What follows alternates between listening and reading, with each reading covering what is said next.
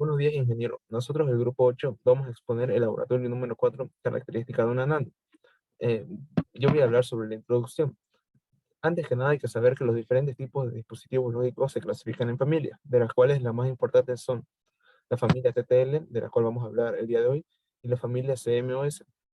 La puerta NAND, con puerta NAND o NOT AND, es una puerta lógica que produce una salida falsa solamente si todas sus entradas son verdaderas. Por lo tanto, su salida es complemento a la de la puerta AND. Cuando todas sus entradas están en 1 o en alta, su salida está en 0 o en baja, mientras que cuando al menos una sola de sus entradas o ambas estén en 0 o en baja, su salida va a estar en 1 o en alta. La puerta NAND tiene la propiedad de completitud funcional, es decir, se puede implementar cualquier otra función lógica utilizando solo puertas NAND. Todo un procesador puede ser creado usando solamente puertas NAND. Al igual que en los circuitos integrados TTL, utilizando transistores de emisor múltiple, se requiere un menor número de transistores. Buenos días, ingeniero. Soy Daniel Pablo. Yo le voy a indicar los componentes que se ocuparán en este circuito. Ocuparemos una fuente variable de 0 a 5 voltios, una fuente fría de 5 voltios, multímetro para medir el voltaje y el chip NAND TTL4011. Aquí mi compañero Milton le indicará cómo funciona el circuito. Buenas, ingeniero, yo soy el estudiante número 33, Manrique Milton, y yo le voy a mostrar el funcionamiento del laboratorio número 4, la característica de una NAND. Para este laboratorio vamos a usar dos testers. En el de la izquierda vamos a usar para el voltaje de entrada y el de la derecha para nuestro voltaje de salida. Y nuestra fuente variable que es para la entrada. Bueno, en este caso es ver un voltaje constante en la salida mientras agregamos voltajes en la entrada, pero esto es hasta cierto punto. Entonces vamos a verificar, aumentando nuestro voltaje de entrada, hasta qué punto ya se llega a disminuir en nuestra salida. Pero vamos a ir anotando cuánto es nuestro voltaje de salida y nuestro voltaje de entrada, que en este caso nos bota 0,2, y iremos aumentando. Voy a ir aumentando el voltaje en la entrada.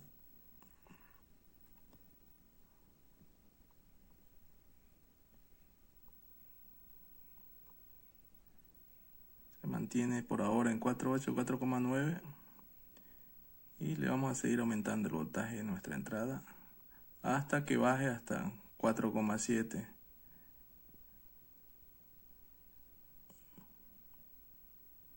Vemos que ahí no se mueve. Bueno, en este caso ya se nos movió a 4,7. Entonces ese dato de la entrada, el voltaje de la entrada, lo vamos a anotar, y nuestro voltaje de salida también. En este caso vamos a aumentar ya otra vez de nuevo nuestro voltaje de entrada, y vamos a ver cómo sigue decreciendo nuestro voltaje de salida, que en este caso ya va bajando. En este caso ya se nos bajó a 4, vamos a medir el despacio, baja a 4,2. Bueno, vamos a seguir bajando hasta que se produzca una caída de voltaje de salida y se nos baje a 0. Entonces vamos a buscar cuál es nuestro voltaje de entrada en el que se produce esa caída. Por ahora sigue bajando constantemente, de a poco.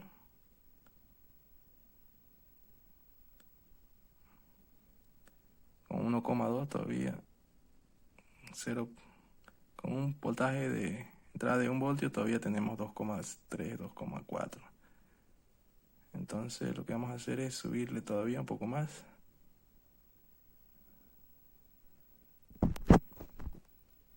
Aquí con 1,1 voltios todavía tenemos en la salida un voltaje.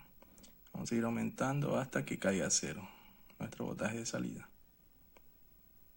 En este caso ya llegamos a 1,4, 1,5, y nuestro nuestra salida de voltaje cayó totalmente a cero, en este caso 0,1, 0,2, y eso lo vamos a anotar en nuestro cuaderno, en nuestra tabla que tenemos.